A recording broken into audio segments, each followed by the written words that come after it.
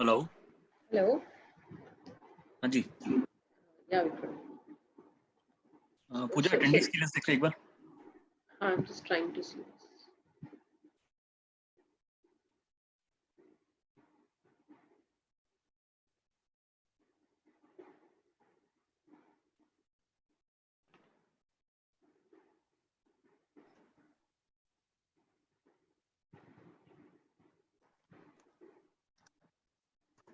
Just 1 second.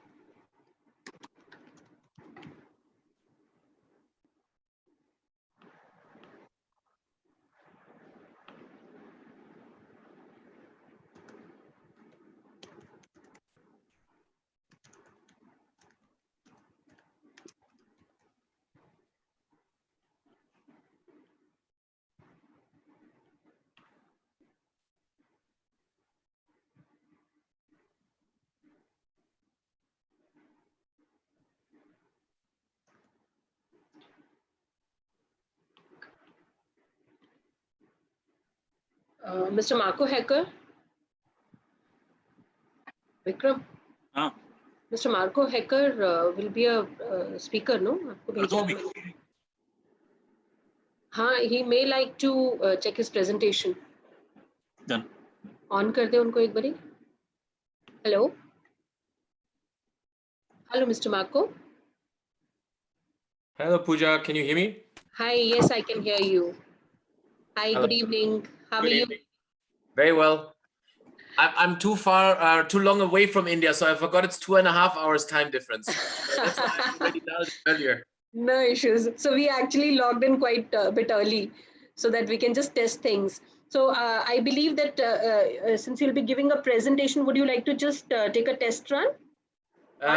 Yeah, but I've asked Rajiv to share it with you to make sure in case my line drops or something, Okay. that somebody of the team can jump in and you have the presentation then. Okay. Okay. Because Great. that So, way we're excluding one potential factor for problems. true. So let me check because I haven't received the presentation. Let me just check if I've. Yeah, no problem. I'll stay online. No, I'm not. Yes, you go stay in that room.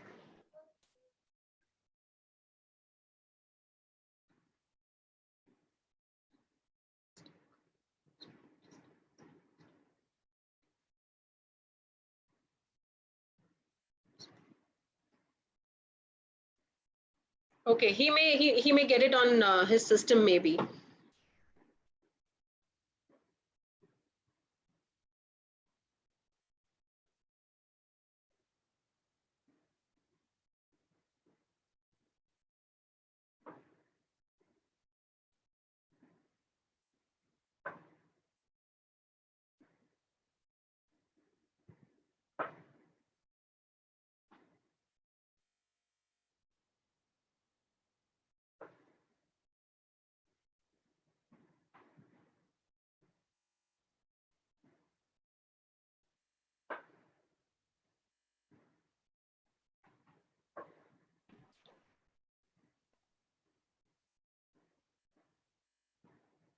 यार पूजा Yeah. दो लोग attendance list 6 दिखा रही है लेकिन physically 4 नजर आ रहे हैं। Yes, why so? I don't know.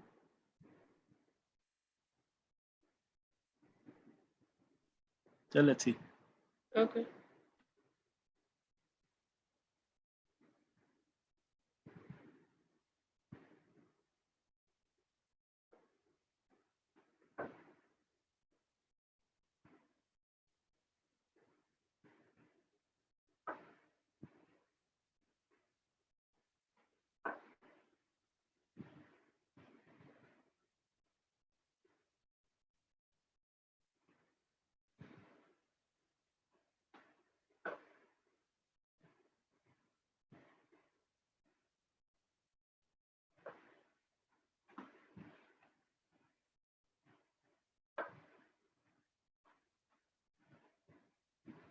What's the time in your watch, Vikram? 40, right? 5:40? हाँ अभी 5:40. 5:40 है ना? I think Amit sir will also join us.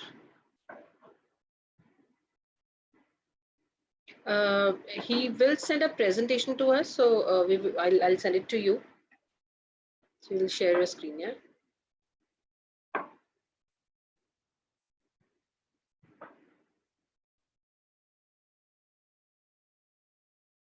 क्या बोल रही पूजा? I said he'll send a presentation to us. I will forward that link to you. ठीक.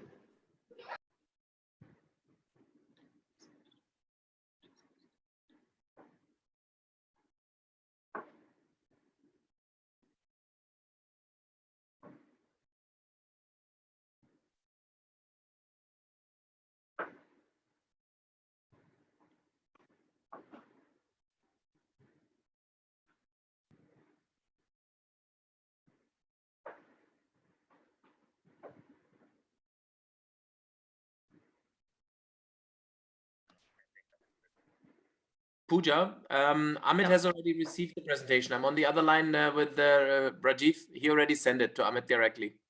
Okay, okay. I'll check with him.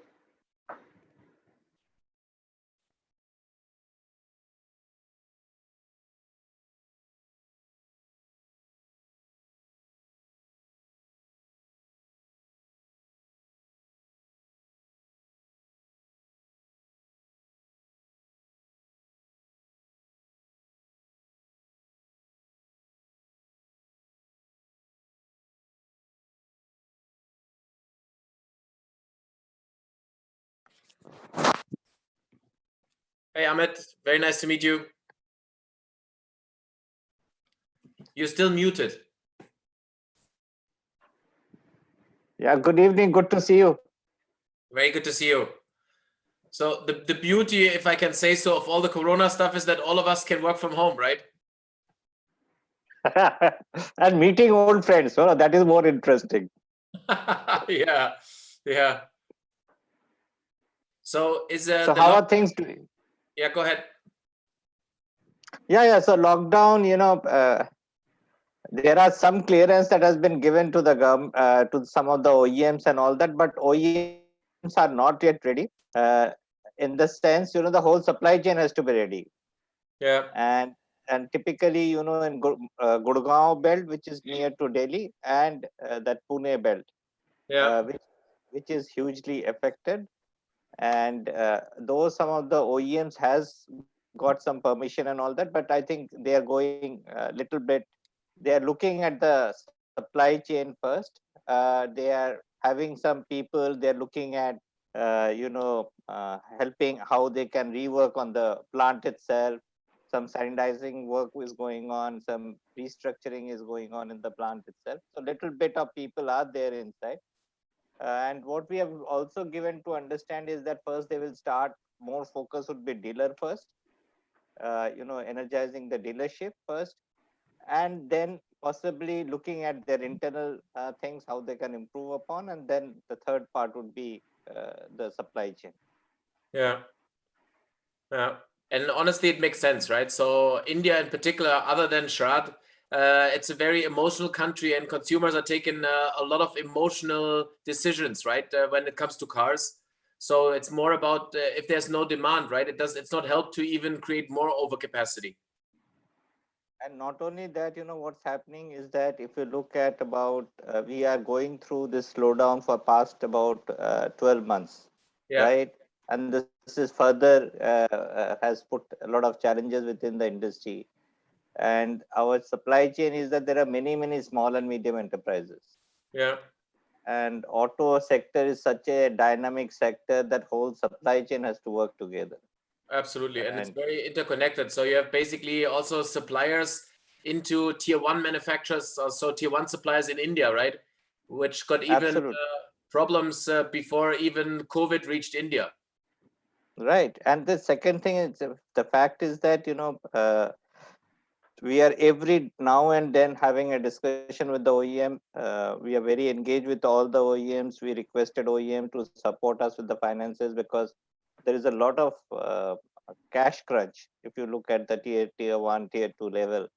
And it does tier 1 doesn't get the payment and all that, it will not flow to the tier 2 and all that. But OEMs were very, very positive, and every now and then we are having with OEMs, having an interaction with the senior leadership just to understand what they're looking at, when they are going to start things. Now tomorrow we have an interaction with some of the OEMs. They are coming and interacting with some senior members of ACMA. So that type of engagement we are continuing as a part of the engagement, just to understand how the industry could prepare well. And as well as starting the operation is also very important, and we can't do start and stop, because auto manufacturing is not like that. So we have to make sure that once you start, it continues. Of course, in particular, if you think about stamping parts, right? Technically, when the furnaces are on, they are on, right? It takes a couple of weeks to get them on, up and running, and then once it's on, it's on. Yeah. Absolutely. And it's not only that, if you, for the small scale companies also, if you start running and all of a sudden you have to stop, it's very difficult for them, and we are also paying, government has requested all the component manufacturers that we should not hold on to the payment of especially the workforce and all that, and there should not be any cut and all that. So March month, people paid, April they are also paying. But these are the challenges that the industry is going through. Yeah. Before any of the other members are joining, right? I mean, just between you, Pooja, Rajiv, and myself, I think there's no country better prepared to deal with anything than India, right? So there's always a jugaad, always a workaround. Good to hear. But we will see only when it comes. That's the most important part. I think the preparation is going very well. And the interesting thing is that we have also a center for excellence where there are 50 counselors works for the industry.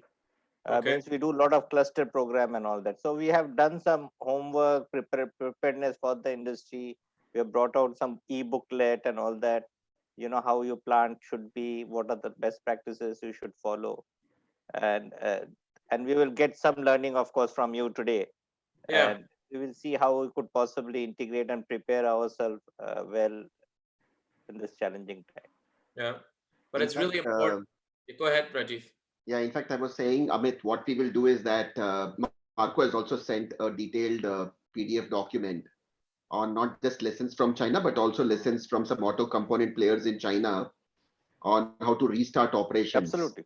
Okay, so I'll circulate that also to you. Maybe you could circulate that internally within the ACMA forum if it helps some of the players to get ready for the restart. Absolutely. You know what? I will not share immediately whatever is there. Once you confirm that these can be shareable, we will be very happy to share to the membership at large. So Amit, one more request. Of course, I exchanged the messages with you.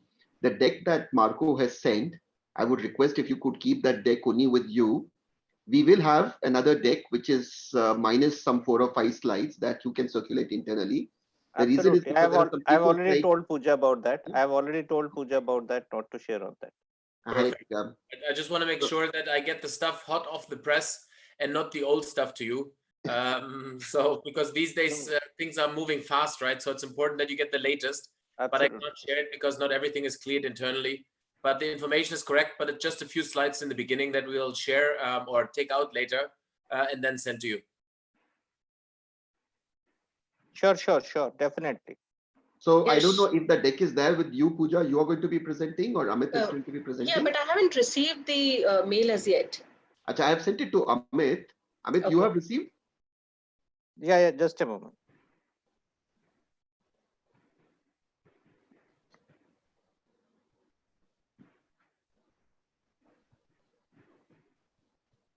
Pooja, I should send it to Vikram? Huh.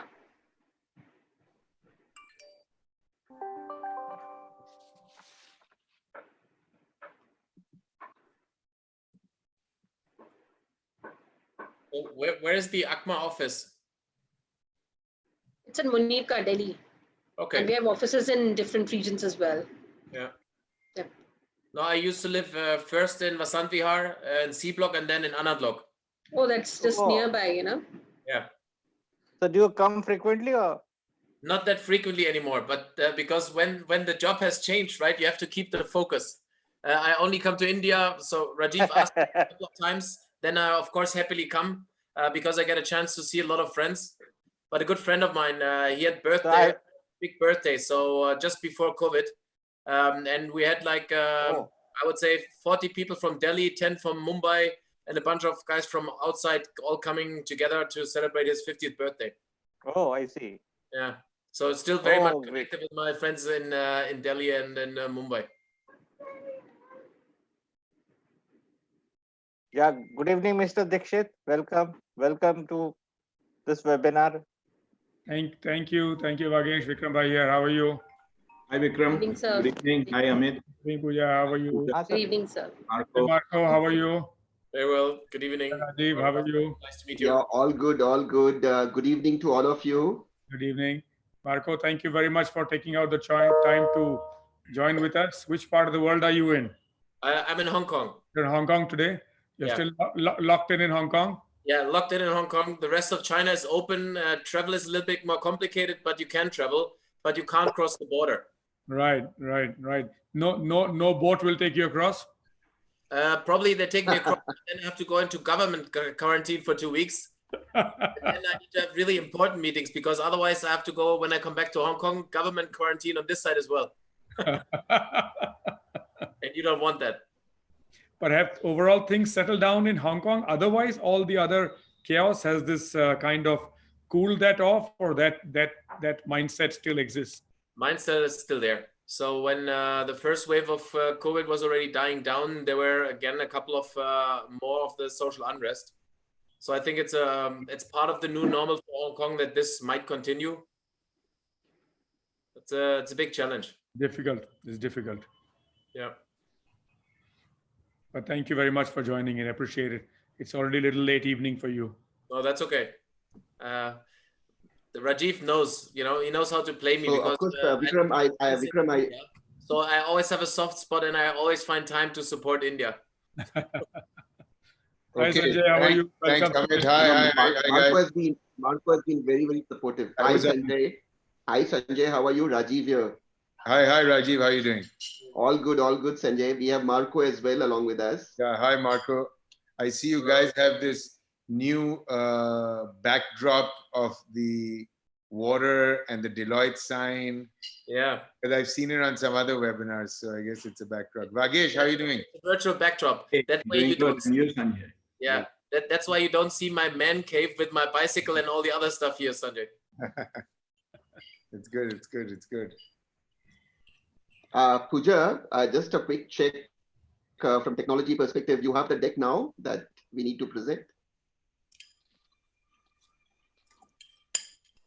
Yes, just a minute. I'll just confirm. Vikram, Rajiv, I've just sent it to Vikram, so he will just confirm. Yeah. Okay. He's putting it across. Yeah. Yeah, we thought that to avoid technology challenges, maybe we'll circulate the deck. Though request is that whoever has the deck, just keep it to you, because we'll have another version of this deck, which can be sent out to all the ACMA members. Certainly. Given that things are changing so rapidly, unfortunately, we are getting into this with a few slides there which are not approved by our internal whatever risk teams that we have. That's the reason why we can't circulate it in as-is form. But the challenge is also that things are changing so rapidly that if you wait for the internal processes, it takes a little more longer time. And by the time, I'm sure you all are more agile. In some of our traditional companies, by the time the approval comes, the thing has moved to a different circuit, and a different gear needs to be now changed. Marco, your mic is off. I hope, Vikram, that your teams are asking you for approval from a pricing perspective, the lowest price possible, and then they don't come to you all the time when they go back to the manufacturers for negotiations. It's similar. Otherwise, your approval is already gone because the price has already shifted. Right, completely. Sanjay, you were saying something, sorry.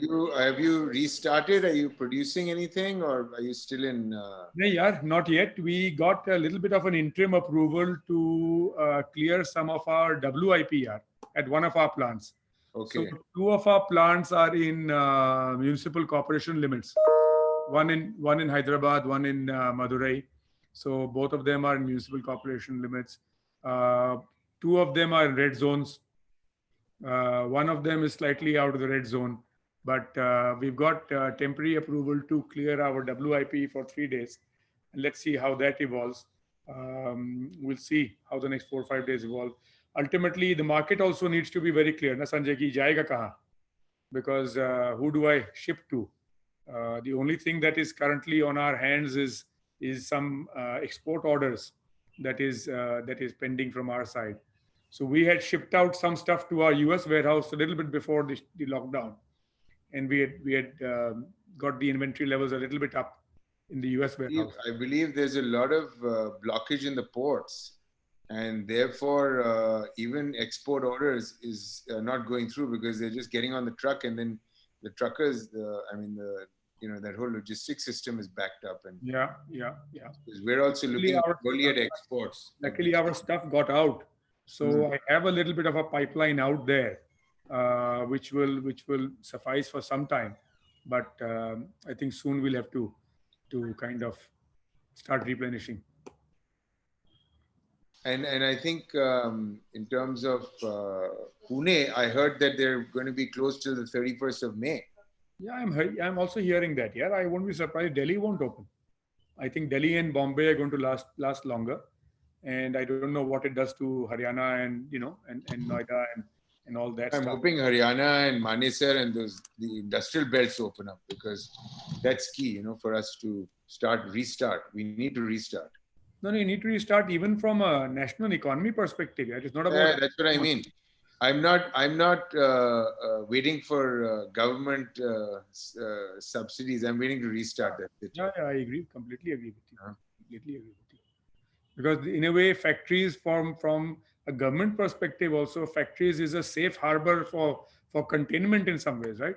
If these guys are all over town, then it's even more difficult from an administration perspective than at least having them in factories and being productive to whatever extent.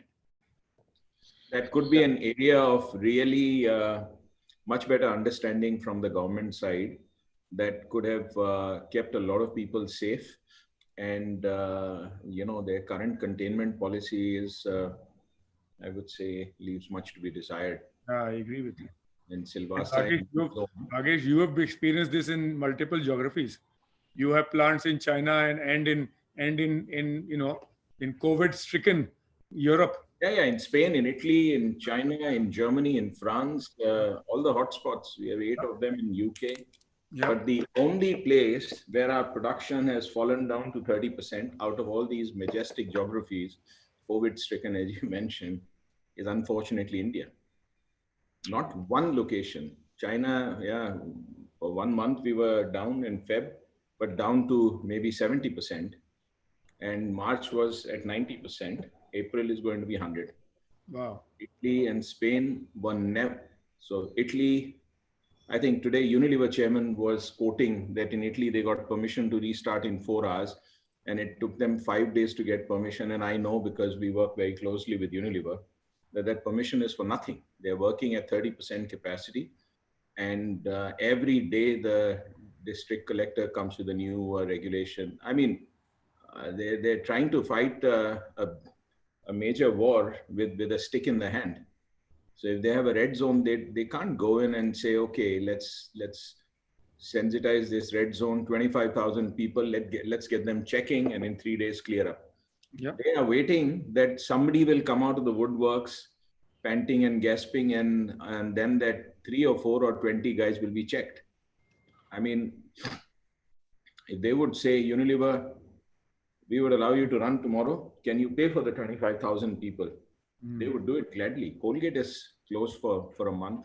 Our Silvassa plant is closed for a month. We make baby food, pesticide bottles. And the Abbott's is crying, UPL is crying. I mean, so whilst the Colgate is not an essential.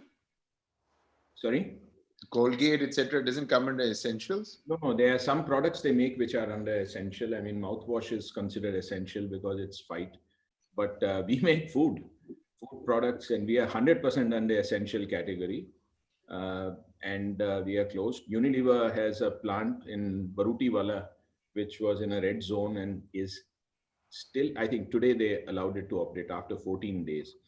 400 pharma units in Baddi, 70 of them were locked down for the last 10 days because of one company had a COVID positive and they don't know what to do with the others.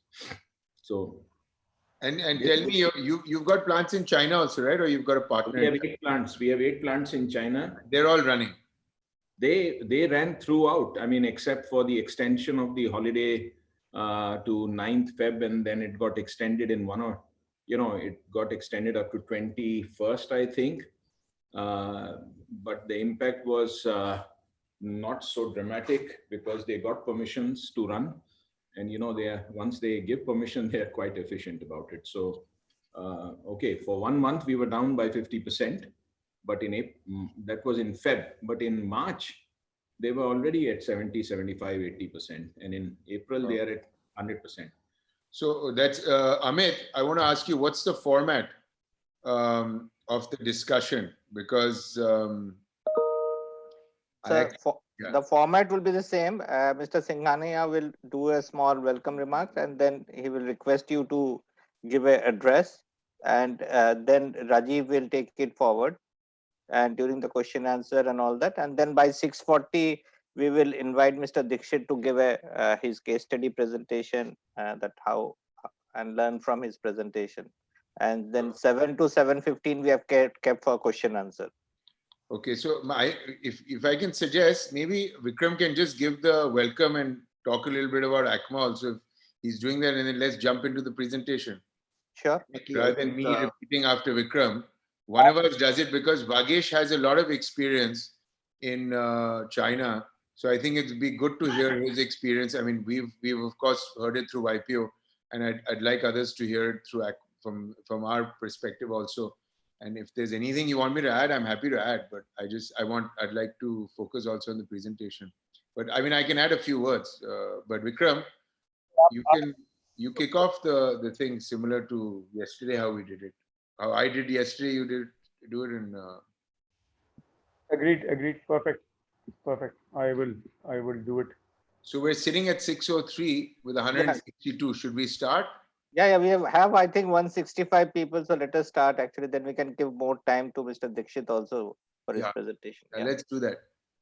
Perfect. So good evening, everyone. Thank you for joining us this evening. A special welcome to Mr. Sanjay Kapoor, Vice President of ACMA, Mr.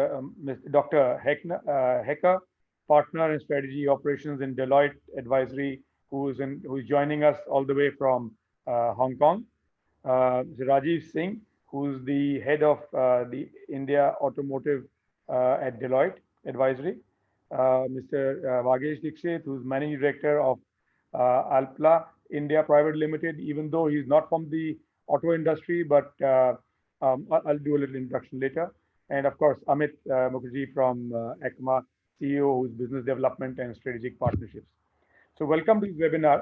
And as part of ACMA, we continue to do webinars to share experiences and learnings that can be valuable to all of us as we slowly and hopefully soon get out of this lockout condition.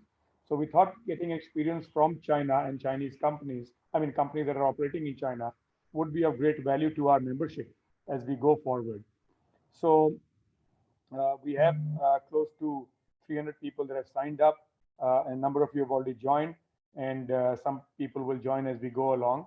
So thank you for joining this evening. Dr. Hecker is Partner in Strategy and Operations at Deloitte, based in Hong Kong. Mr. Rajiv Singh is a partner of Automotive sector and Deloitte in Delhi. In India. Mr. Dixit is the Managing Director of Alpla, which is not from the auto component business, but he has 8 plants and 2,000 employees in China.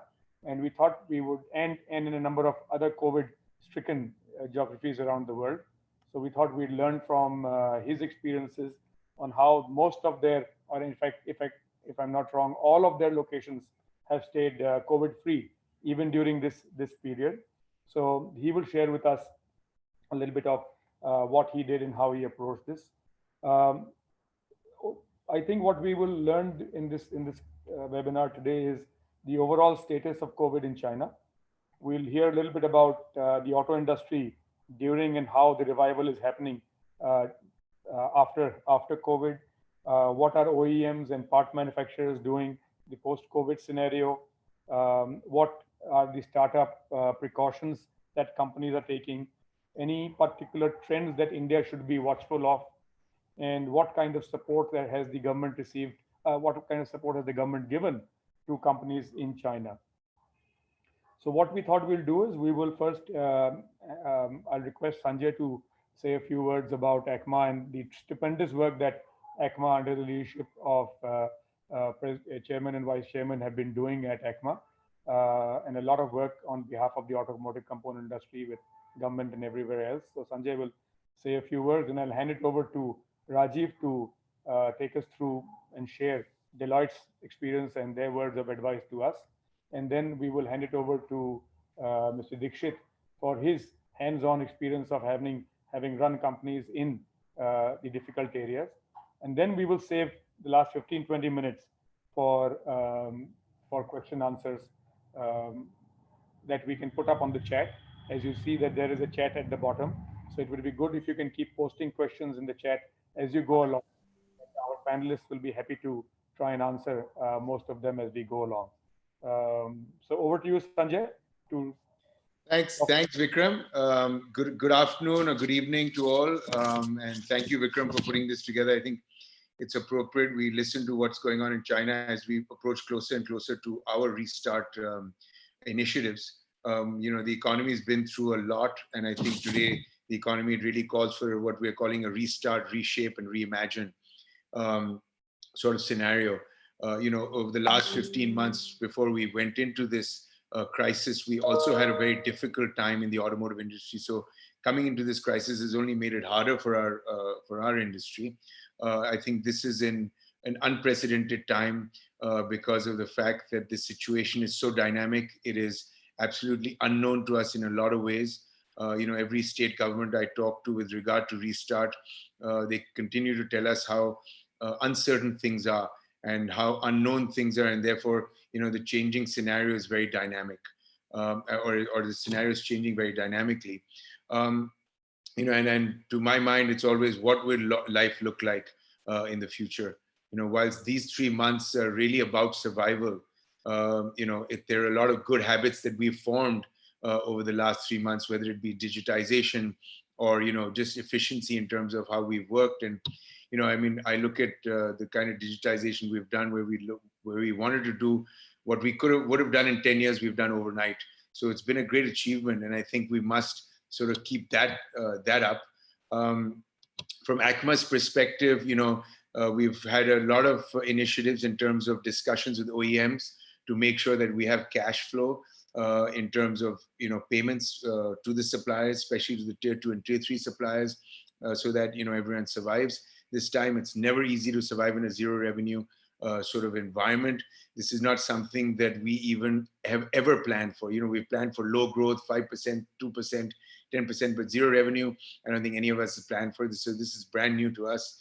We've also tried to create as much, awareness as we can through different webinars, through interactions with government, and everything else that we can do. What I can say, fortunately for the Indian supply chain, we're in a much better cash position than we were in the 2008 crisis. And therefore, we've seen fewer bankruptcies or fewer near bankruptcies so far. With this post-COVID world, you will see a lot of change. And when we look at this post-COVID world, we see a lot of opportunities for the supply chain, opportunities in terms of localization in a lot of countries, opportunities for us to localize in India, through the help of OEMs, and maybe even opportunities to move business from China to India. From a geopolitical perspective, we've seen the announcement of Japan pumping in $2.2 billion, going up to potentially $100 billion to move supply chain. Is there an opportunity in India for us to take some of that business from Japan and from Korea. If you look at what's happened over the many decades, if you saw in World War II, at the end of World War II, women were introduced into the workforce. After 9/11, there was security became a big issue and remains to be. After SARS, there was a creation really of Alibaba. So what happens now after post-COVID? And I feel from a manufacturing perspective, from a restructuring of supply chain perspective, we're looking at a good opportunity. I would say from a business perspective, there are three secures that we look at. Labor, which is extremely important. And we'll hear about what China has done in terms of migrant labor, because I know they have migrant labor as well. Similar issues to India, except, how they manage the labor force may be a little different, something to learn. Cash flow, which I already discussed, and I mentioned cash flow is extremely important. And then there's supply chain, raw material supply chain. And I think determining the readiness of our suppliers, both in terms of production and in terms of financial stability, is something that is key and of utmost importance for us in the Indian automotive industry. Any sort of disruption can stop the entire industry. So we really need to look at, what comes next and how we manage this crisis. So I think, Vikram, thanks for, bringing this together, bringing Deloitte. I think Vagesh, as you said, has great experience in China. He's had 8 plants there, 0 stoppage, 0 cases of COVID virus positive cases. So it's great. It's going to be a great learning. And I look forward to the presentation from Deloitte, and then Vagesh, and then question and answers. Thanks. Over to you, Amit, Vikram, or sorry, Rajiv. Yeah, thanks, Sanjay, and thanks, Vikram. I think without getting into too much of details, let me hand over to Marco, because this is a session where we want to learn more about some of our experiences of how auto industry went through the tough times and how they are now restarting. So what we will do is Marco is going to run you through most of the slides. I'll chip in at a few places where we are going to specifically talk about a pulse survey that we did in India. And this was just to test the consumer sentiment from India geography perspective. And it also covers a few things which are very specific to auto as a sector. So in between, I'll chip in when we come to the pulse survey results, but requesting Marco to take over from here on and run us through the lessons from China. Perfect. Thanks, Rajiv. And while you're getting the presentation up and running, it's really a pleasure to meeting all of you. If you have any questions, please post them in the chat or send them to me after the webinar today, in case we don't have time to answer them all. We will be putting a deck together that will be shared with you, as well as some additional material. So please allow me not to present each slide by slide, but just catching up on a few words around that. I spent the last 8 years in China. Before that, I spent 6 years in India. So I was catching up with Amit and Pooja. So most of my time at home was really in Delhi, in Anand Lok. So the whole Noida and the Gurgaon automotive belt is very well known to me. And I could not agree more. What Sanjay mentioned in terms of the focus areas, right? So same in China, it's really about the people. And I truly believe that India, with a promoter heart and a promoter-led business mindset, you have an advantage over many of the Chinese companies. On the other hand, if you see, and when we talk about employee safety and how to ramp up, the Chinese government has really forced almost military-style measures through, which I could foresee can become difficult because the central government in India doesn't have the same reach, and which is a little bit of a problem. Whereas in China, there was really a central direction in terms of setting the milestones, even though the different provinces were opening up and were hit and getting in and out at a different scale. With that, if you could double click and let's get started through the presentation.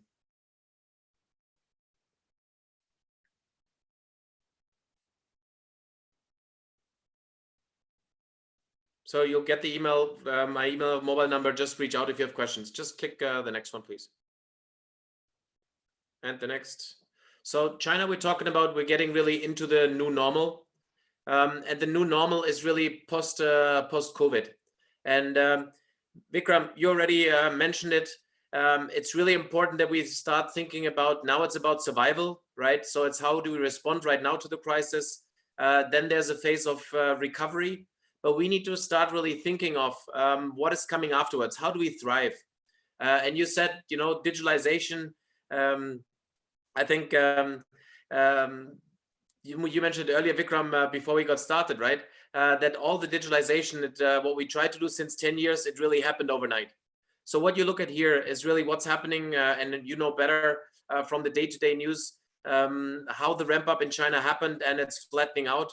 The markets are opening up. If you go to the next slide, and you look at the duration from the closure of Hubei, when it basically came to the overall lockdown, and then early April, airports are open, and the economy is opening up again. So around that April timeframe, already the business travel got almost or was opened and is not far away still from back to normal. When you think about it, after March, the production or the capacity was for all the big industrial manufacturers was over 90% back up and running. Capacity was much lower, but the Chinese government was very cognizant about the fact to showcase that the industries are back up and working again, to boost also the confidence of their people. There are some doubts whether the machines were running empty, because they're proved with electricity bills. They're always getting questions when it comes to data in China.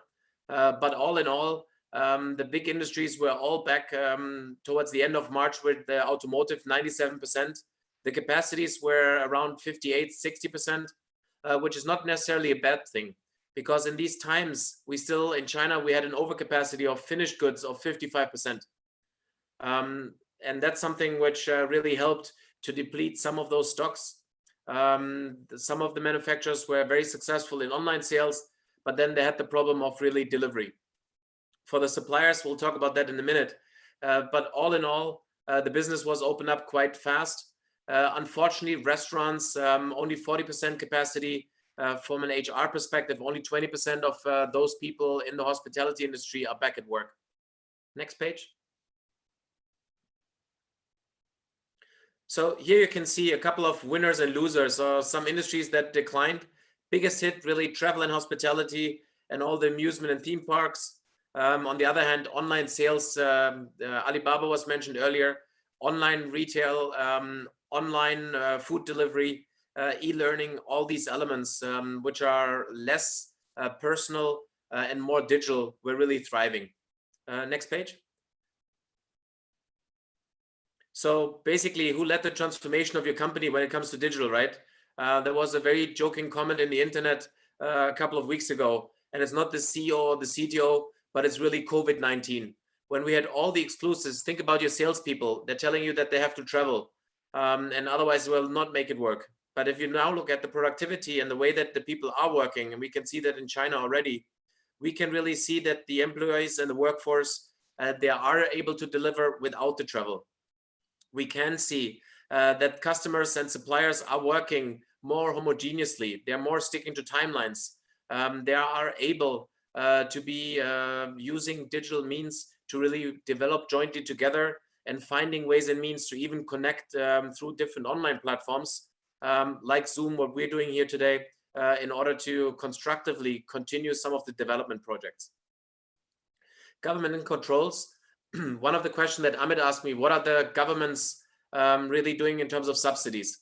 From an automotive perspective, unfortunately, the OEMs and the automotive suppliers, as well as the dealers, are not getting any subsidies, because you'll see in a minute that the slide down was a V shape, sliding down fast to the crisis and getting out fast. And with that scenario, the government has focused their subsidies on small and medium enterprises, in particular in the mostly hard-hit sectors. We talked about the migrant workers. There are millions, roughly 100 million of migrant workers. They can't afford to go back because basically going back after the Chinese New Year. So the government is paying train tickets and flights and supporting really impoverished people like the migrant workers in order to help them to get back to work and to find work. By the same token, they're expected 8.7 million fresh graduates. And obviously it's the worst time thanks for moving on. The 8.7 million new graduates coming to the market, and there are no jobs yet. In terms of the impact on the global supply chain, this will last through the third quarter. The really important part is that our supply chains are really, really intertwined. So Mr. Dixit, he's running 8 plants in China, right? Many of you might have Chinese suppliers, tier 3, tier 2 suppliers, who are supplying their parts into your system or into the modules that you're supplying to the OEMs. So some of you might have been hit by COVID before even the Indian government started talking about COVID and a lockdown. So our supply chains are more and more interrelated. During SARS, the global economy got hit with 3%, but also China only had roughly 10% of the global manufacturing capacity. Now we're talking almost about 30. So the overall hit in China as well as for global is really dramatic, and it will last longer than just over this quarter. Next one. That's an important slide, and just look at and that's why also I think it's great that we're having this discussion right now, because China went into the crisis first and was out of the crisis first from a timing perspective. So when China or India now is preparing to get out of the crisis and into reopening and starting to recover and thrive, it's important to look at China and the timings and the lessons learned.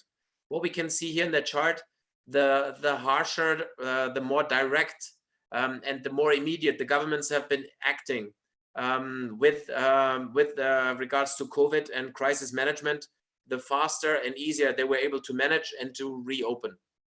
As you would have heard in Singapore, they basically relaxed too early, and that's why they're getting hit by a second wave. They're closed till 5th of May. They're discussing already about June. So that's why Hong Kong was also hit for the second time. Not that hard, but the government again was very drastic in deploying measures, right? Same in China. China is very careful at the moment and still restricting a lot of the international travel. So that's something which has to be seen. We assume that from June onwards, if everything goes well, even though people can travel within China, you need a QR code to travel. You need the health certifications at your origin and arrival. It's a little complicated, but people can travel. But hopefully from June onwards, there's international travel happening.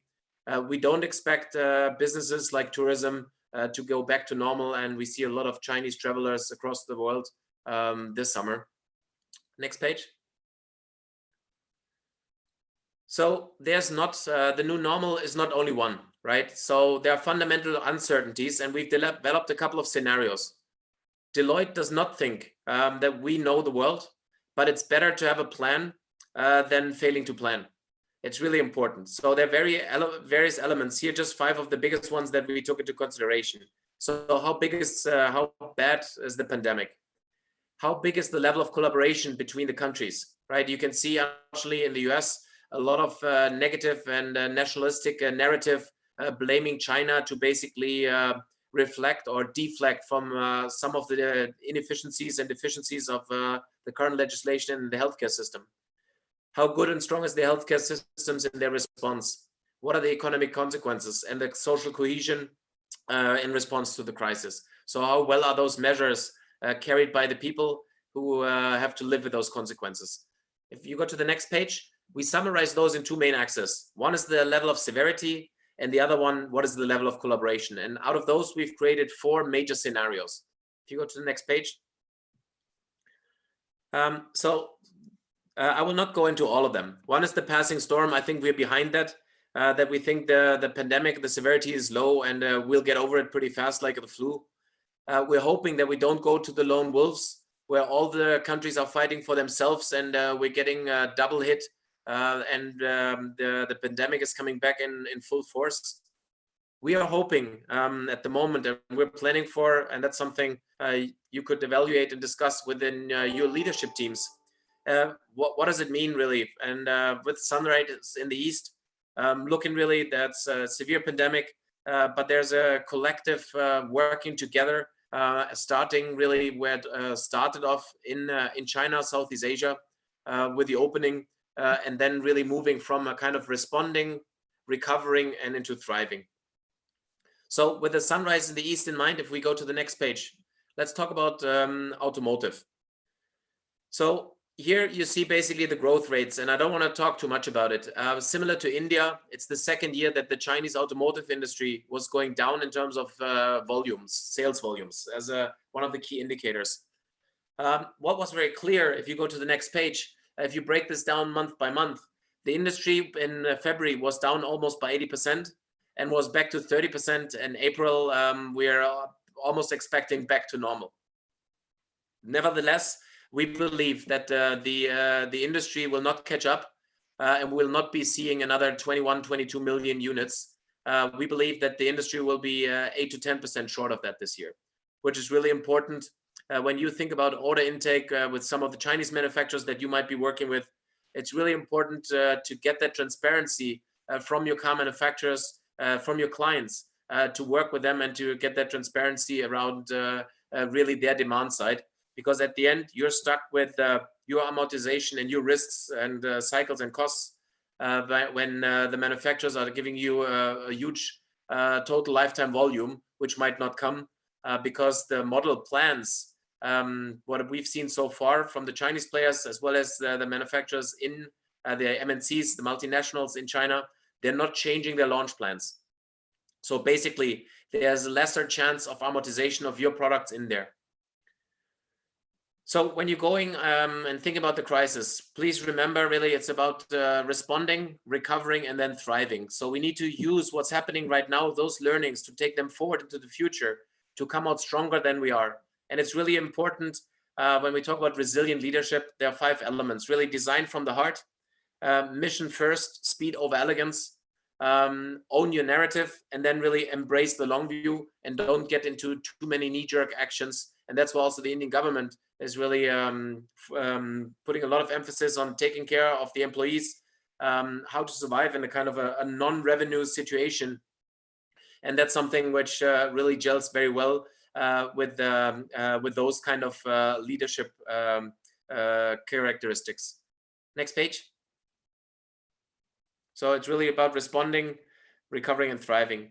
Here you can really see the readiness to thrive versus the crisis impact. If we could stay on that kind of metrics on the next page, the green one. And you can see we've mapped here a couple of different industries, but also different players.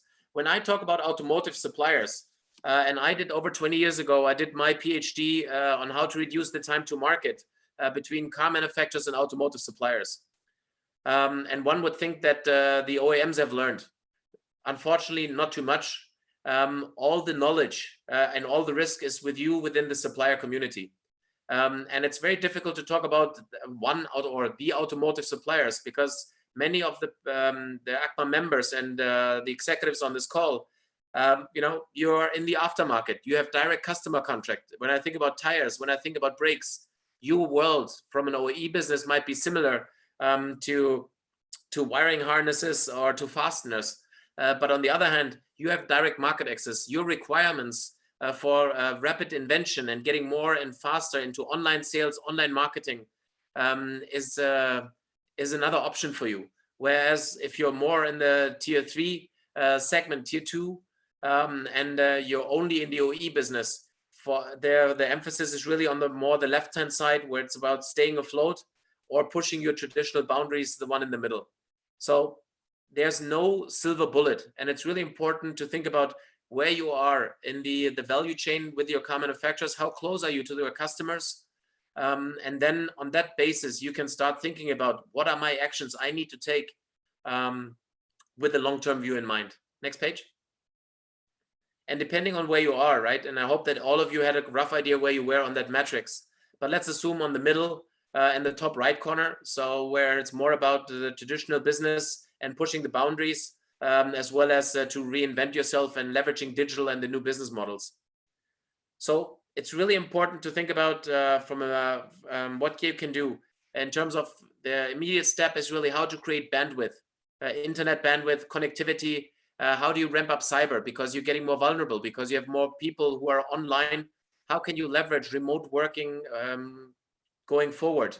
You can basically scale down in some of your office extensions because you need fewer people really on the ground.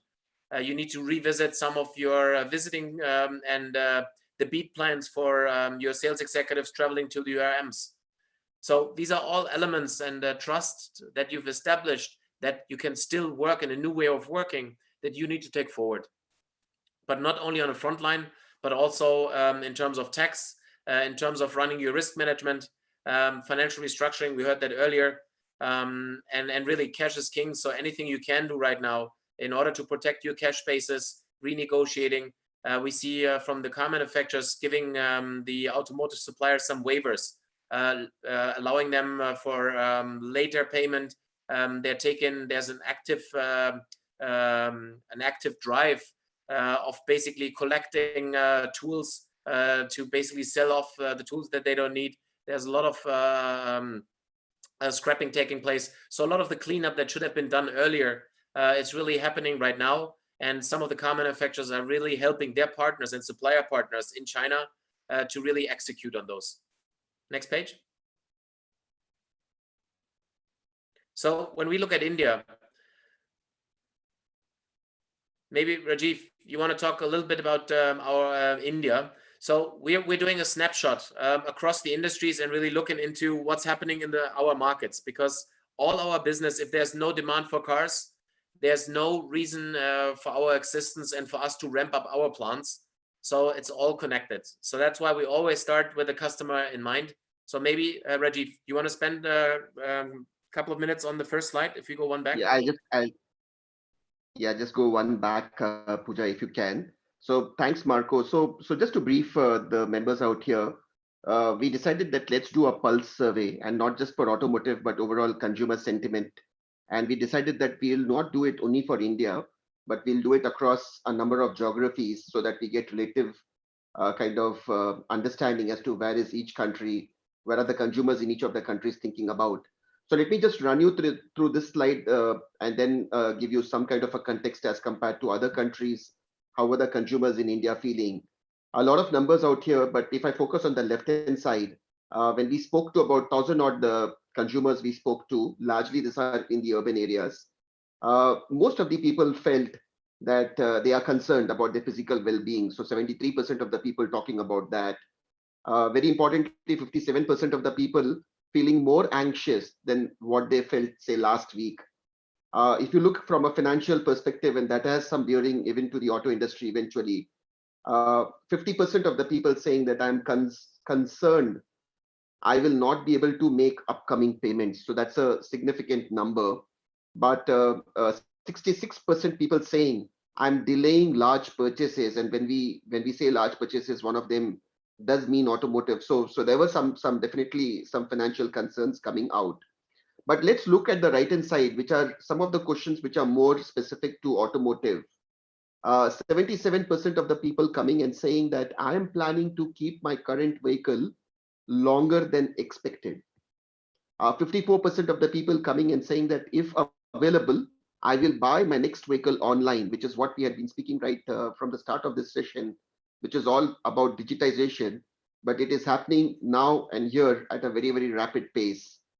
73% of the people saying that I am putting off maintenance for my vehicle, which does seem to have some challenge, because what we are also having a hypothesis that the overall mileage for which the cars are going to be run post-COVID is going to go down. So if cars are run for about 12,000 or 14,000 kilometers per year, we do believe that the number of kilometers that the cars are going to be driven post-COVID could be significantly lower, given that a lot of people will be working out of homes, or it will be like a virtual office, which means that the need or the demand which is there for maintenance and spare parts and so on could be subdued over the next at least a few quarters is the hypothesis that we have.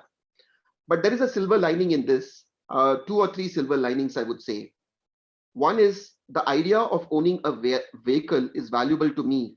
81% of the people still talk the idea of owning a vehicle is valuable to me. Very importantly, 77% of the people in India feel that they would like to limit the use of their public transportation. 71% of them said they would like to limit the use of their ride-hailing services. Now, what this means is that we could definitely expect that there could be some increase in demand for maybe entry-level vehicles, whether it's a two-wheeler or whether it's a four-wheeler.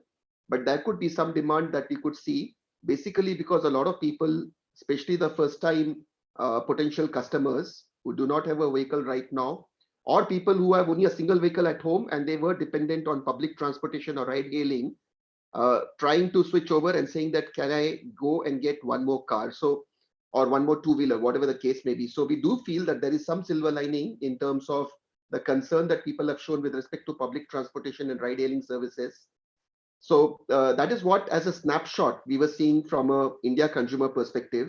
Let me quickly run you through some of the slides. Pooja, if you can go on to the next slide.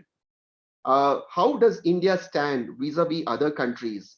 And if you see, we did this survey not just in India, but we did it across the globe, in China, in South Korea, in US, in UK, in Germany, in Japan, and so on and so forth. Now, some of the questions, we found that India was drastically different. In some of the questions, we thought that India was, or the consumers in India were thinking a little more ahead in terms of what they want to do. So if you see here on this particular chart, 77% of the people in India saying that I would like to hold on to my current vehicle, as compared to other countries. If you see, China is at 70%, but if I compare, say, with Germany or UK or US, they all are at about 45-50%. So definitely more number of people in India talking about holding on to their current vehicle for a longer time than what they were expecting. Moving on to the next page.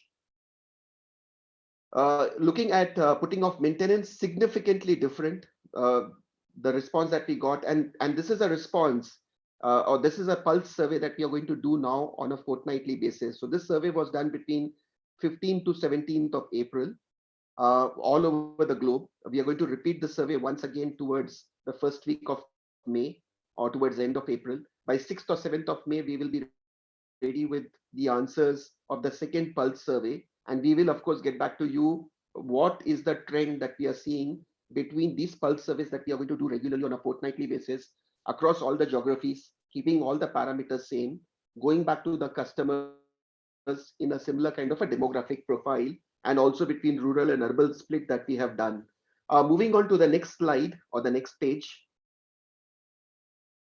If available, I will buy my next vehicle online. 54% in India talking about it. This is significantly higher than any other country that you're looking out here.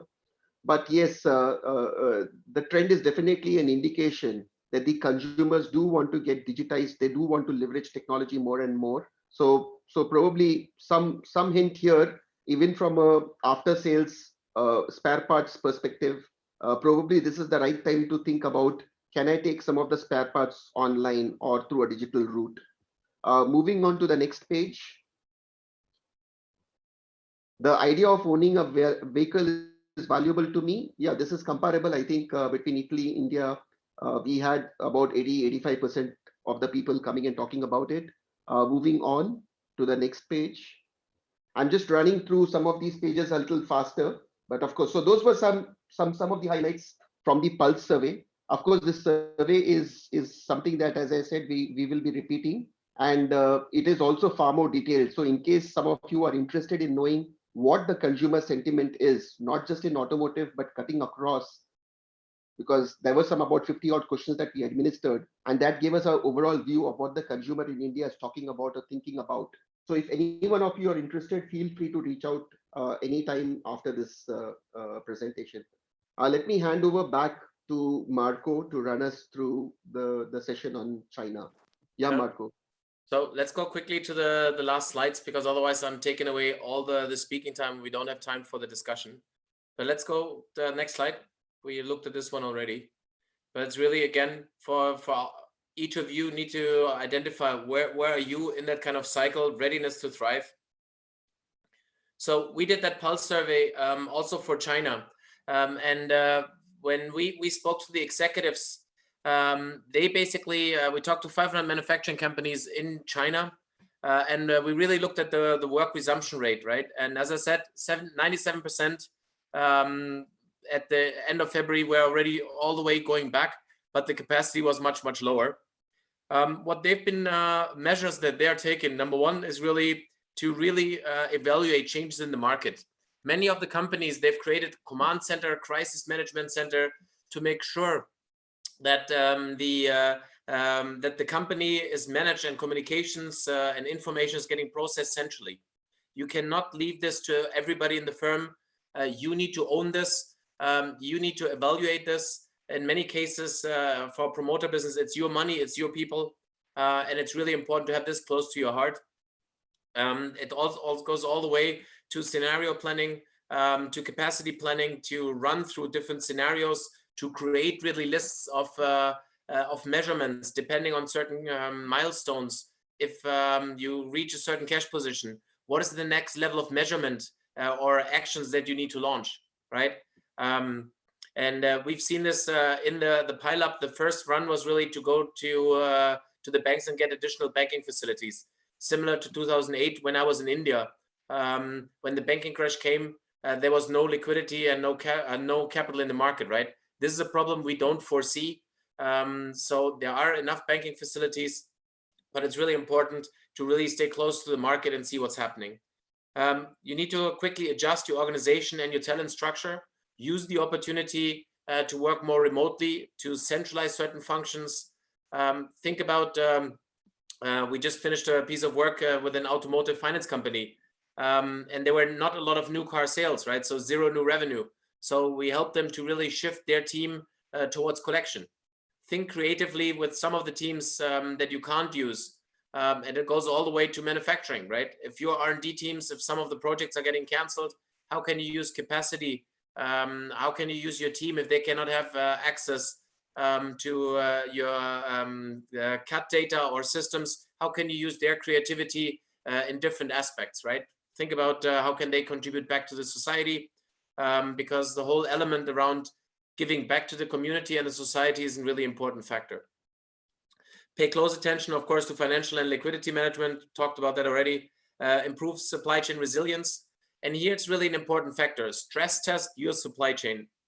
This is a perfect real life, not a drill, about the stress test of your resilience of your supply chain.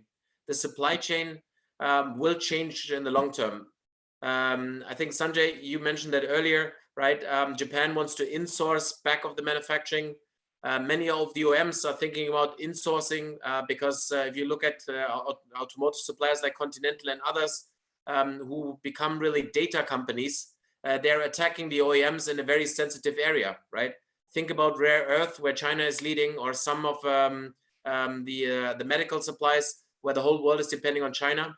I think these are elements where you will have realized where the bottlenecks are and how can you develop a more and a balanced supply chain. And I truly believe that ACMA has a role to play with the whole government concept around Made in India.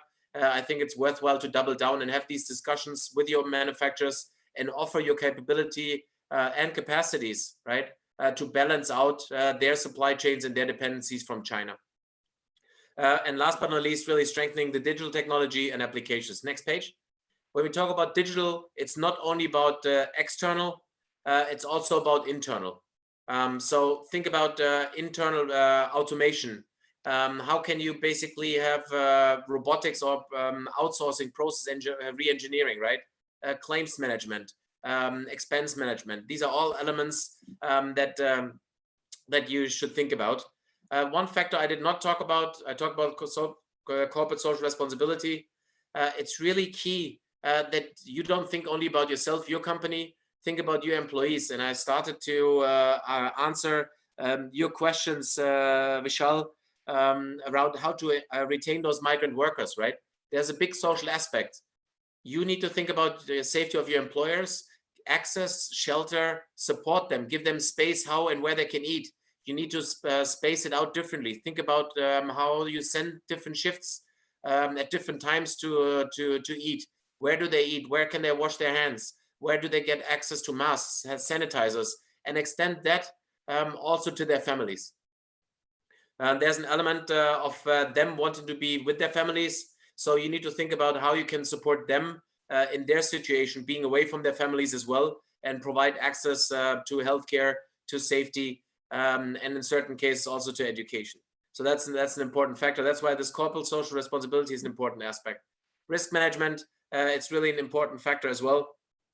And then cash flow. Next page.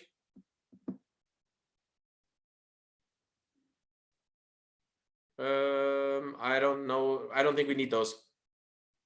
I think, Rajiv, my suggestion is that we stop here.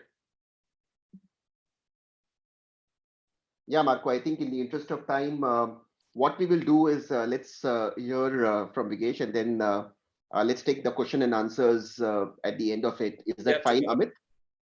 Yeah, I think that's the better way of doing it. Yeah, thank you, Rajiv, and thank you, Marco.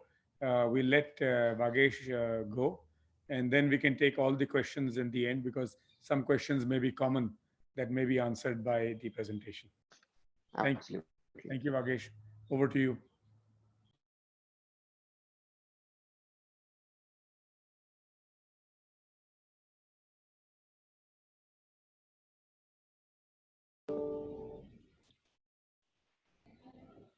Okay, can you guys hear me? I think I'm unmuted.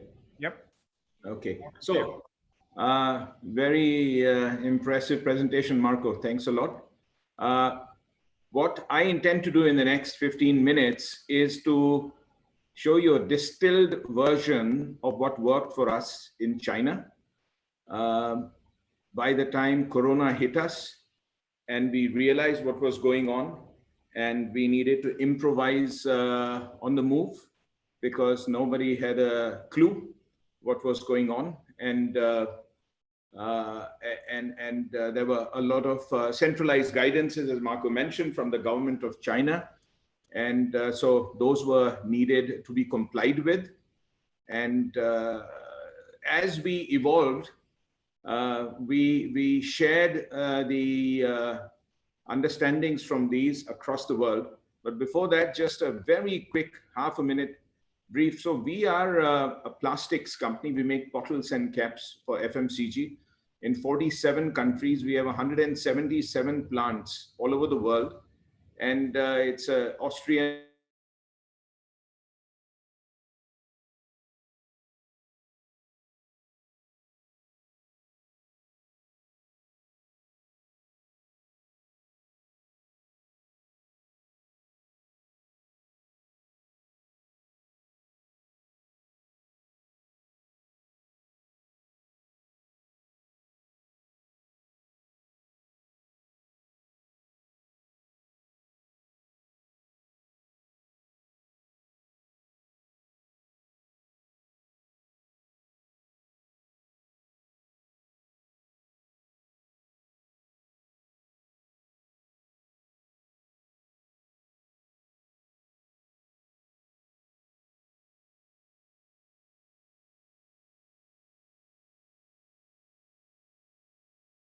Are we frozen or is it just me?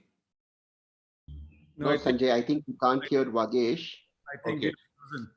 Because everybody's cameras were off, so I was like, am I the only one? Okay, I think it's also going on in the group, the same conversation. So I think now they can hear us. Calling Vagesh to Okay, see. super. So this is the challenge with technology. Okay. Just at the time, the signal went away. So Rajiv, you said something very interesting. Let me ask. Sorry, I just spoke to him. Apparently, there was a big lightning strike somewhere close to him. So lights. He's just reconnecting. Okay. I thought I'll quickly ask a question, but I'll wait. No, go ahead. No, I thought Rajiv said something about cars being driven less. And my sense was if people feel safer in private cars than aircrafts, don't we feel that there'll be more mobility or use of vehicles, private vehicles in the near future? And is that what we're seeing in China or not? So Sanjay, actually, these are two divergent things which are impacting us. And it's really very early to kind of hypothesize and say that what will happen eventually. On one hand, you are finding that the demand for personalized vehicles will go up. But on the other hand, people will work out more of virtual offices also. So hence, it's very difficult really to say what will be the end number. But I think that's the divergent view that we are hearing from China as well. Great. We'll come back to this. I'll let Vagesh continue. Thanks, Vagesh. Sorry about that. No worries. We are having thunderstorms in Hyderabad, and even though I shifted to generator so that I don't get disrupted, but there was a lightning and I don't know what happened, and here we are. So what's happening in our real life is also happening on our Wi-Fi's at this moment. Crazy stuff all the time. However, very quickly, moving on. So what we did was, whatever we did in China is what I've distilled in this presentation. And this is exactly what we are doing in Spain, in Italy, and in all the hotspots, Germany, where we have 64 plants in Europe. We have 8 plants in China. We have 8 in India. And of course, overall 177. So what did we do? I will spare you the details, but this is a very simplistic, straightforward, and vastly useful for especially MSMEs. I will take you through directly. So immediate point was to make a risk analysis. We created a core group in each country, in each region, as we call it. And then the key thing was, how do we make the SOPs simple and straightforward stuff to avoid somebody getting COVID positive? And how do we communicate this openly on a daily basis and stuff like this? So China went into, I think by middle of Jan, they knew things were going out of hand, and most of the SOPs were adopted in first week of Feb after the Chinese New Year opened up. So social distancing in India, we launched in 10th Feb, which essentially required 1.5 meters and stuff. Vehicle sanitization, all these came from China. Daily temperature checks in India started on 10th Feb, which was, I think, way ahead of any company that I know of started doing this. Also simple stuff like biometric machines. I mean, if everyone is going to put his thumb on a biometric machine, that's a rich environment for bacterial transfer. So these were removed, and we removed these and replaced them with retinal scanners. In 1 or 2 smaller plants, we just completely removed everything. We had a security guard just taking the name of the people if it was less than 100 people. And we had to install hand washing machines at the entrance. Now, all of us in manufacturing know that's easier said than done. So it had to be improvised very quickly, and nothing fancy, but we wanted to do it. So 4 or 5 hand washes, and bigger plants, even up to 10 with almost military style. And cleaning and housekeeping programs needed to be made to precision. We had to outline which are the knobs, which tables, which chairs. So everything on an Excel sheet. Then gowning, of course, some of our plants were anyway food certified. So we had gloves and masks and things, but these were much more strengthened. Disinfection of documents. So how do you handle a truck is coming, a challan is to be handled. I mean, that's a rich source of infestation in case the guy is positive. So those were things that, how do we manage this? So latex gloves, 3 hours. Some of the advices came on start to iron documents in the beginning. The Chinese were doing that. Then they were using a box with UV rays. But most importantly, they would not touch a document for 4 to 5 hours. And when they would do it, in the beginning, they would do it with latex gloves, changing every 4 hours. Then, of course, training and facility, disinfections. But let me show you more practical stuff on pictures. Travel ban, we went on a travel ban from 24th Feb, and in India from 17th March. And of course, BCP plans and things were put into place. So the reason why we operated seamlessly is because we decided to work from home on 19th of March itself. So when the lockdown came on 23rd, we were okay. But of course, we are manufacturing, so you can't manufacture from home, and we get this. But at least some wheels of commerce in terms of admin and accounting and finance and motivating people through conversations could be done. And of course, we started to provide global health tips to India on 17th March, which was coming in from China from 12th February also. Yeah. So as a result, so 2,000 people in the last 3 months, not one single COVID positive. We have 20,000 people worldwide. I cannot claim all are now COVID free, We've had 3 or 4 cases in Europe, but thankfully not one in the plant. These were guys who were on holiday, I think in Amsterdam or in Holland. 2 guys, one in Fusak in Austria and one in UK. But these were outside of company and they were on holiday. So thankfully no lockdowns or shutdowns. But we have a process very clearly in case there is a need, if somebody is found COVID positive in plant, how do we handle regulatory issues and voluntary lockdown and sanitization processes? If those are mandated by government, then they would do it in their way. Otherwise, we would do it on our own way.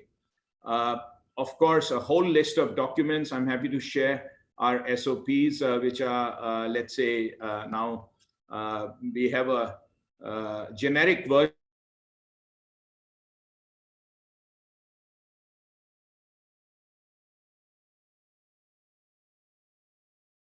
I think we've lost Vagesh again. We'll hang on for a minute or two for him to come back. Yeah, that's right. If you want to answer anything from the chat, Marco or Rajiv.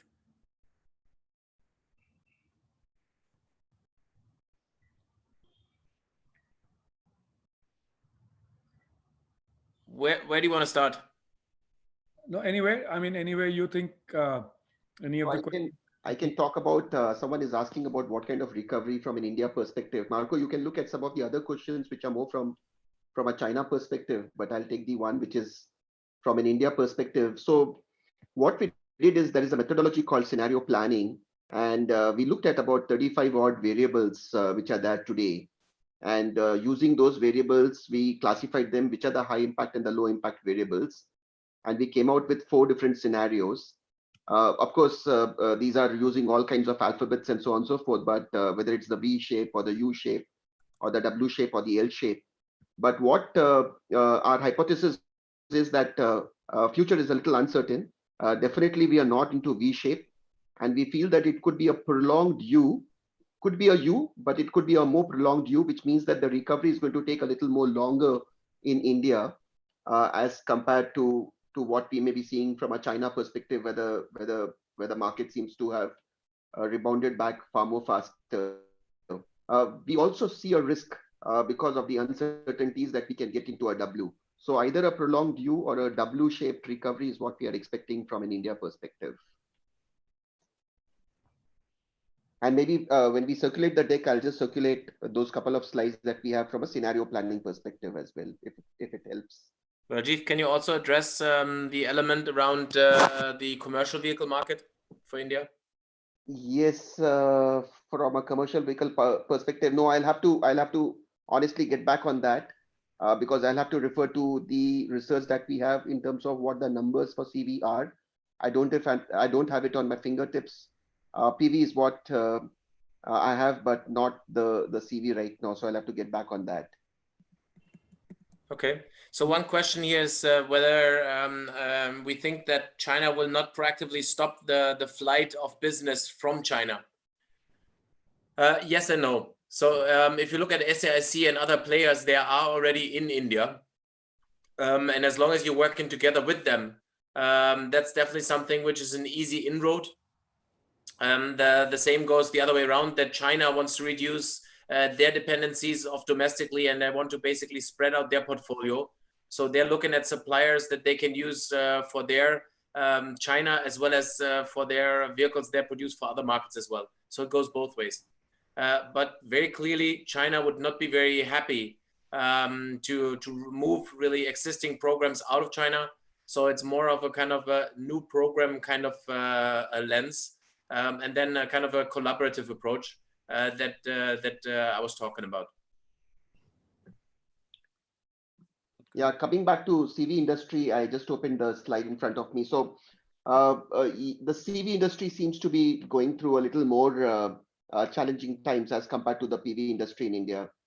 And our belief is that the number that we had of about 8.6, 8.8 lakhs units in the CV industry, to reach back to those same numbers, it is going to be about 2022 or 2023. So it's going to be a little more prolonged U as compared to the U recovery that we have from a passenger vehicle perspective.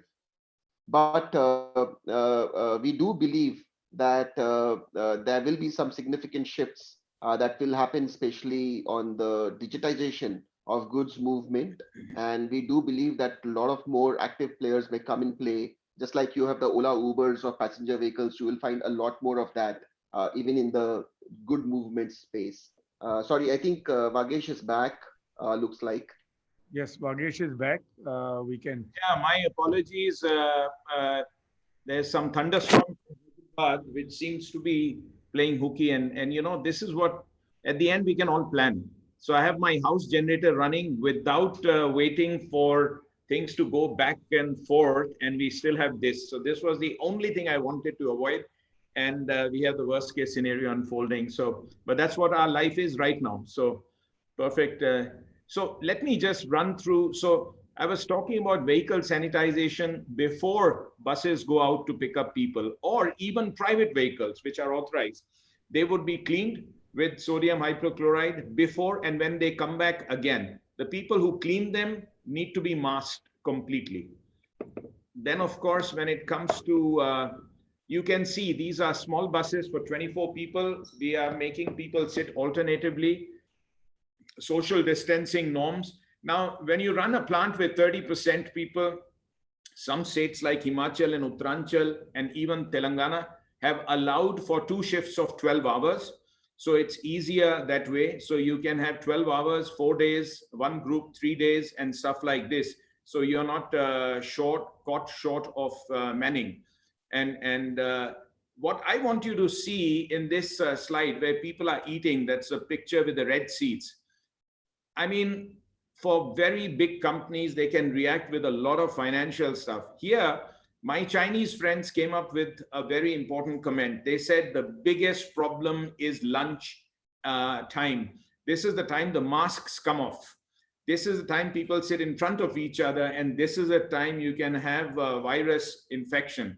So they put, covers in between 2 people so that they kind of a partition. And they removed one chair. In India, our guys just took corrugates. If you can see closely, these are corrugate boxes, and they are taped with a simple box tape around the table so that there is a partition, and we remove the chair. Very cheap, no cost, no capital cost. Temperature controls and stuff, of course, this is necessary. We need to, it's very important for communication that people need to recognize that we are trying to save people from people. So of course, if somebody's temperature is okay, it's still possible that he or she is COVID positive and is a carrier. But if that person is having a mask, and if the other side is also having a mask, they say the probability of transfer at a safe distance is less than 1%. And this information needs to be articulated to all people. And you'll be surprised, our experience is the more educated and socially well-aware people tend to take this more lightly than the contract workers or uneducated people. They are really afraid to death. So here, of course, the awareness is improving now. But this was also the experience in China. In the beginning, they had to hammer this fact down. If anyone had the face mask below the nose, that person was really berated, and Chinese government officials would come for unannounced visits. They could lock you down if they found a few people not having the face mask in place. So this is very important. Simple stuff is very important. The gowning stuff is business critical. As you can see, we have also, ours is a mid-sized company with 800 employees with 8 plants. So we have also put social distancing wherever you have physically people sitting on tables on both sides. We've removed one side. Sometimes it's impossible to have everything on webinars or stuff. Like this is a corporate quality, not corporate, but plant quality briefing going on in a large plant where you need to have 6-7 people together. So they have been asked to maintain social distance. People are advised to wrap around their arms. because if your arms are not in a specific place, they may reach your face or nose or scratching here and there. So people are advised to wrap around. And for contract workers, the briefing, you can see people are not in gowns because they are contract people. When they come in fact, everyone comes in and then gets to wear the right dresses and safety shoes. So here we have put a simple chalk mark for people to stand and be briefed about safety norms. Cleaning and sanitization, you see every 6 hours the complete floor disinfection is done, and all the knobs and various touch points are cleaned at 4-hour interval. And every hour we have a dong, and every person needs to sanitize with we have a mix of IPA and water. So sanitizer, plain simple sanitizer, effective. So there are, they don't have to queue up. There are 6 people or 5 people or 2 people walking around and spraying everyone's hands. Facility pest control is also important because you don't want people to fall sick with anything else. So this is also something that we have been doing, also bleaching and stuff like this. And throughout, the main thing is to maintain the discipline of cleanliness. And of course, the last picture is about doing good things in the society and stuff. But coming to the end, we were, I was not very, in the beginning, very confident about the numbers from China, like probably most Indians, but we have so many employees in China, and we had half a dozen of our European colleagues sitting in China throughout this crisis. So I asked them, how are things going? And when I came to know that all the 2,000 employees are without infection, that gave me a lot of good feeling. And it's the same in Italy. In the last few months, we have, again, nearly 1,500 employees in Italy, and another 1,000 in, I think, in Spain, and quite a few in Europe. And I think in sum total, temperature checks. Now, I have to just add one more thing. If temperature-wise, somebody has high temperature, we send them back home, but we check after 2 days, how are they doing? So till now in India, at least 4 people in the last 1.5 months, we referred them to the government authorities because they had a lot of cough and fever and stuff. Thankfully, all of them recovered in 5 to 7 days and were not, did not show COVID symptoms because we don't check. I mean, we send them to government. They also said stay at home for 14 days. They didn't have a plan to check them unless these guys are in real trouble. But so far, it's very important to also check people who go back home and they don't come back after 3 days, and we don't know what's the scheme of things going on. So in sum total, check at entry, maintain social distance, face masks are very important. Lunch hour is disaster if not managed properly. And of course, cleanliness, again and again in a simple way. And we have SOPs where every 4-hour checks are, so one cleans and the other inspects, so always 4-eye principle on these kind of simple things. Yeah, these are some very quick learnings from our side. And as we move forward, I wish you all good health and stay safe. Thank you. Thank you, Vagesh. I really appreciate it. I know you had to cram in a lot in a short time, and I know you could have spoken about this for a couple of hours if we had given you enough headroom to do so, and the thunderstorms kept you in control. So, but what you brought to the table is some very simple practices instead of any high tech and high funda, thought processes. It's about basic stuff. Lots of questions on the group about your sharing subsequently any SOPs if you could, or any photographs or anything that you think is allowed for you to be shared with others. It will be a great learning. Large part of ACMA are mid-sized units.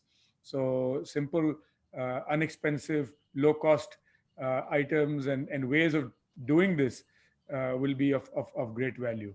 So if you think that's okay, I'll reach out to you and we'll try and get some. I will share the SOPs, which are generic. So basically all the information minus the Alpla name on the top. Sure. We've already done this with 160 companies at the last count, not only through YPO, but also through CII and through various other bodies.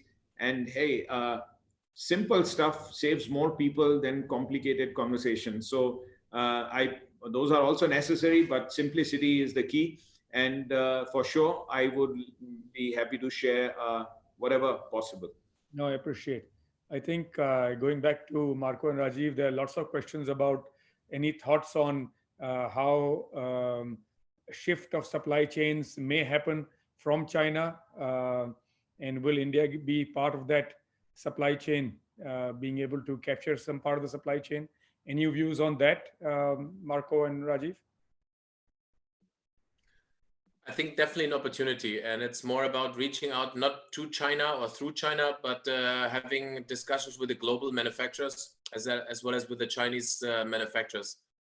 It's not that the Chinese Automotive Association will be very open in helping you to path the way to pull out the business of China. What's important is that India needs to, and ACMA plays an important role, and gradually India is moving away from being great in stamping parts, right? You have some of the world leading suppliers in the country, right? And you're serving world-class quality, and that's something which needs to be known more. And I think it's coming back to the simple way of key account management and having your sales teams or the executives on this call having a prepared and a broader conversation with some of your manufacturers when you talk about cost down, and they're expecting you maybe to go slower and softer on them. That you have something in your pocket that you can ask them for something in return. I appreciate. And I think an extension to that question is, what are your views on aftermarket exports from India? Do you think we will be able to capture a larger part of that going forward? And after, will that recovery be a little faster than domestic markets? And how can one take advantage of that? Maybe in terms of lifestyle accessories, yes. But when we think about tires, when we think about headlamps, less mileage driven. Rajiv talked about that the replacement cycles will be prolonged. People will be using, not spending the money on their vehicle. If it's really about survival, the vehicle is not your first concern. So you see that with the dealers, and this goes all the way then down the supply chain, also into the aftermarket, I would say. So it's more like how can you smartly bundle this, but just giving away the product cheaper is maybe not the best answer for long term. So it's really a kind of combination on how you transform your business with kind of special campaigns, because you still need to make money, but it really starts with using your capacity, keeping your people together, and then adding basically margin and all the elements on top of it to make money out of this. Thank you. Rajiv, any views on the agriculture/tractor market? I think from a perspective of the tractor market, fortunately, we haven't seen too much of disruption when it comes to the tier 3, tier 4 cities or the rural India so far. So of course, there will be a stress from an overall liquidity perspective. There will be a stress from a perspective of making money available at the hands of the farmers and so on. But we at least seem to be a little more hopeful when it comes to the tractor industry. We do feel that the tractor industry will rebound back pretty fast. So out of all the 4 segments, if I have to talk about, I think tractor industry is the one where we have the best bet. Also, given that the local market from a demand in aftermarket perspective could be slightly subdued, I think there is an advantage also from an India perspective to start looking at opportunities for exporting. So one will have to start looking at how's the demand shaping up globally, which are the countries where we think we can start trying to look at. Of course, it's a shrinking market overall globally. It's not that the market is growing in any part of the world, but in a shrinking market, how to ensure that you get a higher market share. So there will be opportunities more from an export perspective rather than domestic. There was one question around the two-wheelers, a very interesting one. So I think we saw that on the vehicles, that the vehicle ownership, so in Japan, people are driving their personal vehicles more than before COVID, because they are not going into the public transport. So since India is a big two-wheeler market, and despite the Nano, the two-wheeler, people are not trading in the two-wheelers to buy the Nano or Maruti 400, right? So I think there's definitely an opportunity to play along that. Hard to say whether there will be in Spike, but it's definitely something that one could think about. I think it's, from a consumer perspective, definitely something that they would consider. Then, but then you need to have a different offering, right? Because in this case, you're talking probably about a customer segment, which is more like a base model, and it's about affordability. So it's not about that COVID will make them click, but they would be more inclined to buy. And if you put this up with a loan or a used two-wheeler, right? These are elements that you could think of, because I would assume, not knowing the details in the background of the company, that we're talking about a certain segment of customers, and you need a certain segment of vehicles. Also, there's a question about costs going up because of the social distancing and other things that you need to put in place to manage safety. What is the view? What are you seeing? Do you think as costs go up and efficiencies go down in the medium term for component players, do you see that these costs will have to be absorbed by component guys? Will OEs take this on? Will tier one guys take this on? Will the customer take this on? So where will this cost really be absorbed in the whole chain? So my personal opinion is customers will not absorb it. That there are always other players who are more efficient, who don't run all their business only based on the economies of scale on the unit price, right? So I think it will force, I don't think that the balance of power because of COVID will change between the manufacturers and the suppliers. So unfortunately, my view is that the suppliers are stuck, as well as the OEMs are stuck within their value creation, right? And with their staff and the way of operating the business to optimize and to hold true to what they have to deal with. So they need to find ways of transforming the business to unlock additional cost efficiencies or smarter ways of working in order to make up for these additional costs. And the hope is that if you assume that there is a vaccine in 18 months plus distribution time, so if you think about a 2-year cycle, that's why the scenario planning that Rajiv mentioned is really important, right? But costs might be stuck with you. You need to tackle them yourself. Yeah, I think the best thing is that people who decide to embrace the new normal at the fastest speed and say this is what the new normal is going to be for the next few months to come, I think they will also be super fast in terms of finding out more efficient ways of doing things. Because this is going to be the new normal, at least let's try and agree or accept that. I know we are going above time, maybe one or two more questions. One question, of course, is around what is your view on this whole EV development cycle? Do you see that COVID will push out the development and the so-called push towards EV, not only in India, but in other markets in the world also? So India especially, but other markets also?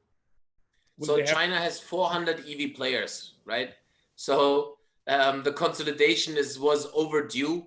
There's no money and no appetite in the investment community to fund more, right? If you look at the valuation of NIO and some of other players, they're struggling big time. So this will be accelerated. Like all the other inefficiencies which were over or sugar-coated by the booming market and the media and everything, I think these guys will be really, really big time exposed.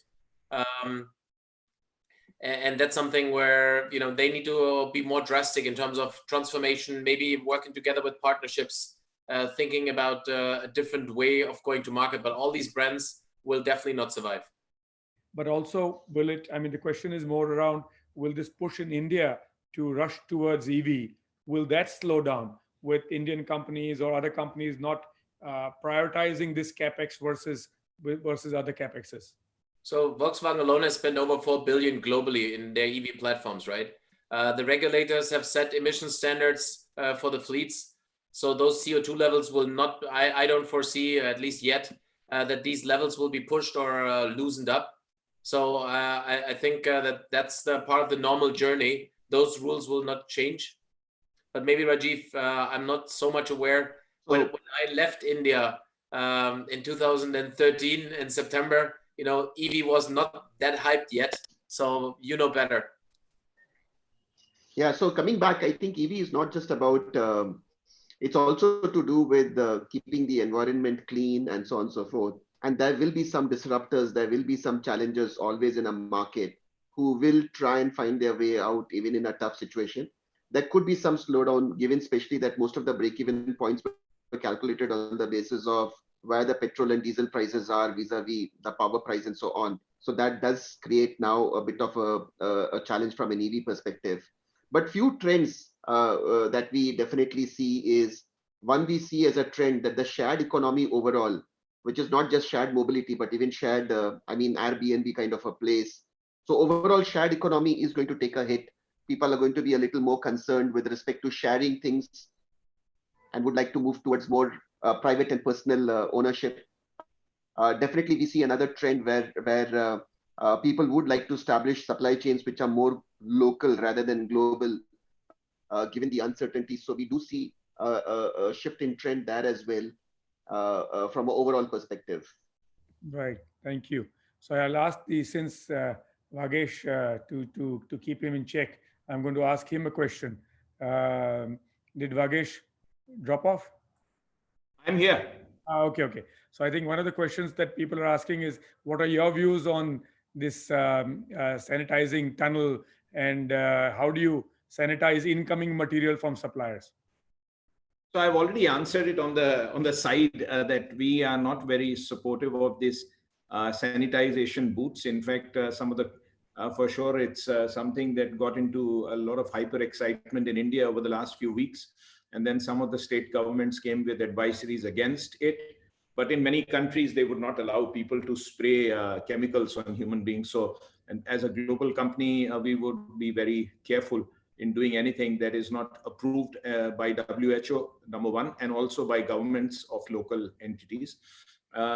The second question related to how do you tackle with incoming material. So documents is easy. As I mentioned, we have processes where you have one designated person receiving things with latex gloves every 4-hour change. In an Indian context, we reuse the gloves after putting them into into disinfectants and stuff. But more importantly, what do you do when materials come in? So here, so for us, we use plastic granules, so they come in shippers with plastic bags. Here we spray the same disinfectants as we do for cars. We disinfect every inner coming stuff, even if it's bag by bag. So it costs money for sure. If it is any wooden box, again sprayed, open up, and inside is wiped down. If it's metal or anything, is IPA cleaned and stuff. So it's super expensive because you have nearly quite a few guys doing this exercise. And this is after leaving the pallet or leaving the stuff, if you can, for 12 hours before doing anything. But sometimes you have to unload from a truck, so there we spray. Outbound doesn't need spraying because we believe that our processes inside the plant are quite clean, and there's no point in just doing something for the sake of it. And with our Austrian, German genetic corporate structure, we don't believe in doing anything more than necessary, but do strictly what is good for us. Nagesh, I'll come back to you with the same question. In your case also, some of your stuff is high volume and very, very price sensitive in its own case. What has happened to, you mentioned about costs. And so in a way, are you having to absorb all the costs going forward? So this is I heard some of the conversations around this. Our first feel is, hey, nobody is going to pay anything. But within my company, we have 10 regions, geographies. I also am the Chief Engagement Officer for Alpla Worldwide since January. And I told my group, hey, why do we assume that nobody will understand us? And we decided to call out, and I will spare the names because that would be not fair. But we did approach some of the FMCG clients and said, you know what, our costs are through the roof. minimum 30 to 40% of our conversion costs have gone up. In some cases, it's 100%. And we understand these are difficult times for all of us, but you guys have better margins than us. And we work on very thin margins, so we need some understanding. You would be pleasantly surprised that at least a few gave us spot revisions for 2 months and said, okay, but this is only for 2 months. If we asked for 100, they gave us 50, but not one said, are you out of your mind to come and ask us at this time? There was 1 or 2 who said, you know, we are going through a lot. We said, look, when you are going through a peak also, you don't give us anything. And now we are going through the worst crisis of our life. I mean, at least be sympathetic, you know. So I would not pretend to know anything about automotive, but I would say, try your best, aim for the moon. And if you land on the 10th floor, so be it. Fair point. I think well put.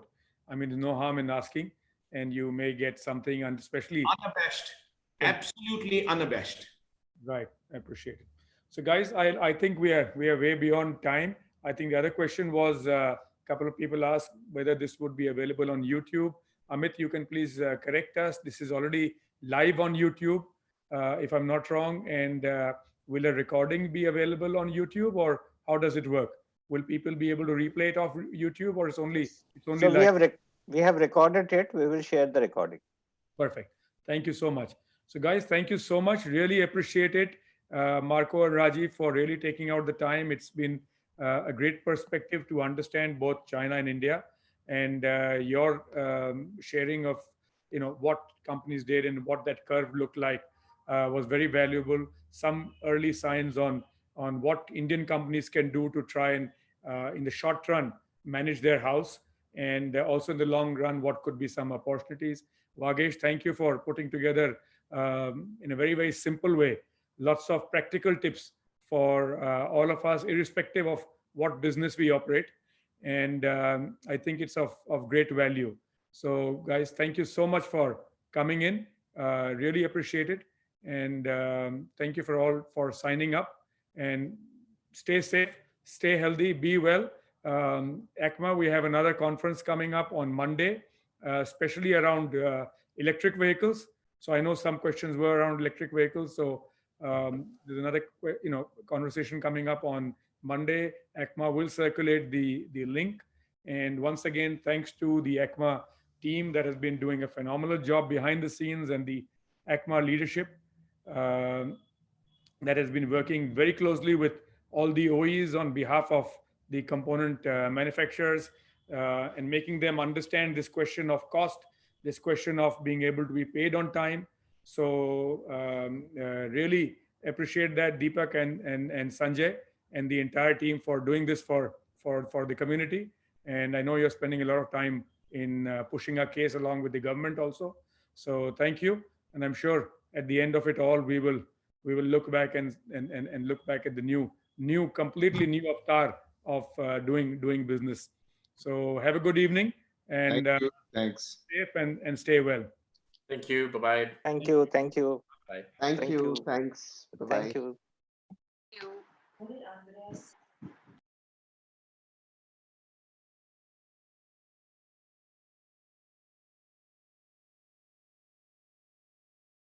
Pooja?